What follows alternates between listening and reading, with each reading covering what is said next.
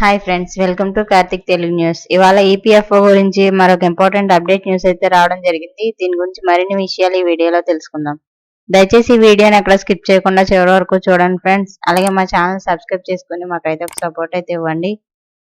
వివరాల్లోకి వెళ్ళినట్లయితే employees provident fund organisation ఉద్యోగులు ఖాతాదారులకు బిగ్ అలర్ట్.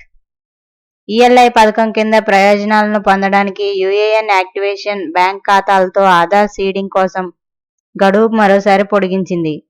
ఇప్పుడు ఉద్యోగులు ఈ పనిని మార్చి 15, 2025 వరకు పూర్తి చేయవచ్చు. అలాగే కార్మిక ఉపాధి మంత్రిత్వ శాఖ ఇటీవల జారీ చేసిన సర్క్యులర్లో ఈ సమాచారం పేర్కొంది. ముందుగా గడువు ఫిబ్రవరి 15, 2025గా ఉండేది. అయితే ఆ తేదీని మరోసారి పొడిగించింది. మార్చి 15వ తేదీ చివరి గడువుగా పేర్కొంది.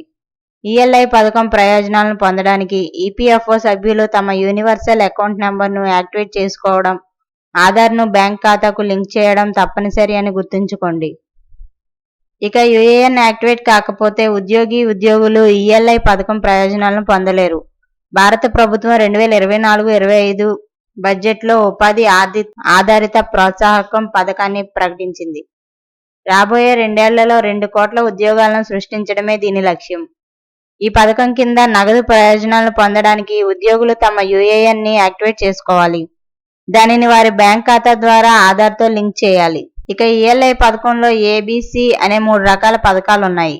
ఈ 3 పథకాల లక్ష్యం ఉపాధి కల్పనను ప్రోత్సహించడం, కొత్త ఉద్యోగులకు ఆర్థిక సహాయం అందించడం, 2 లక్షల కోట్ల రూపాయల వ్యయంతో 5 సంవత్సరాలలో 4.1 కోట్ల మంది యువతకు ఉపాధి, నైపుణ్యాలు, ఇతర అవకాశాలను కల్పించడం దీని లక్ష్యం. 2 సంవత్సరాల్లో 2 కోట్లకు పైగా ఉద్యోగాలను సృష్టించడం ఈఎల్ఐ పథకం లక్ష్యం. ప్రతి ఈపీఎఫ్ఓ సబ్స్క్రైబర్ తప్పనిసరిగా యూఏఎన్ నెంబర్ను ఆధార్తో లింక్ చేయాల్సి ఉంటుంది. ఒకే విండో నుండి బహుళ సౌకర్యాలను పొందడానికి సభ్యుల పోర్టల్లో లాగిన్ సృష్టించడం ద్వారా దీన్ని యాక్టివేట్ చేయాలి.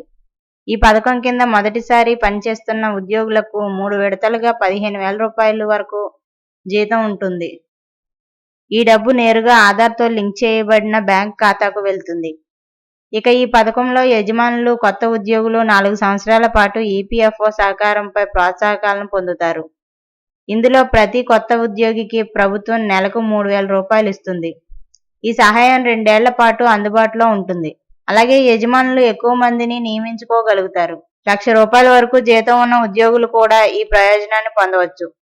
సో ఫ్రెండ్స్, ఇది update news. Thank you friends. Thanks for watching this video.